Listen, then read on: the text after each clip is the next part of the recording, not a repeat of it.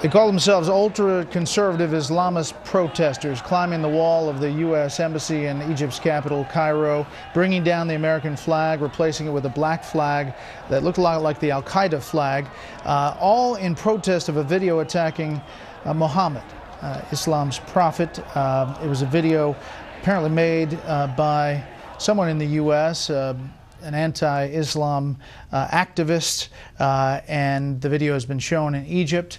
A statement by the embassy just moments ago. The Embassy of the United States in Cairo condemns the continuing efforts by misguided individuals to hurt the religious feelings of Muslims, as we condemn efforts to offend believers of all religions. It goes on to say that religious beliefs, respect for that is the cornerstone of American democracy, and we firmly reject the actions by those who abuse the universal right of free speech to hurt the religious beliefs of others.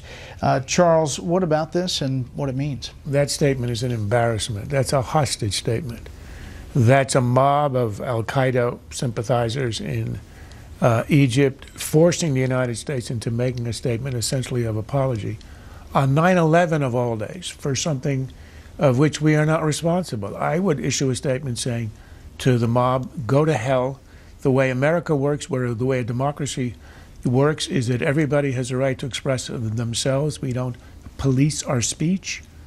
And you ought to apologize to the United States for storming an embassy and the violation of the ultimate sacred principle of democracy, which is protecting embassies and missions abroad. For the U.S. to essentially issue a veiled apology, I think is disgraceful.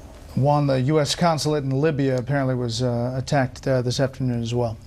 Correct. And again, you know, what strikes me here is just a big difference. I was just listening to Charles go to hell. I mean, you know, Ambassador Krauthammer, boy, you know, we would stir the wars and the anger in the Islamic community for what?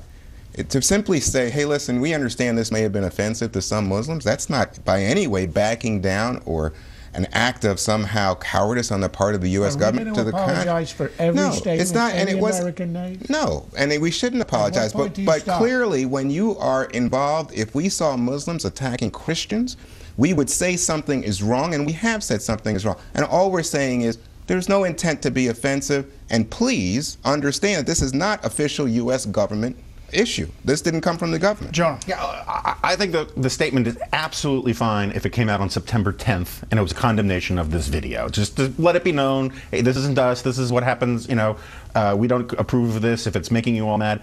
But then when they actually basically seize the embassy and tear down the flag, the issue is no longer simply a free speech issue. It is, you know, it is an attack on the sovereign U.S. soil. It is incredible, you know, to quote Osama bin Laden, in the Middle East, they respect the strong horse. And this looks like, thank you, sir, may I have another? I think it's embarrassing.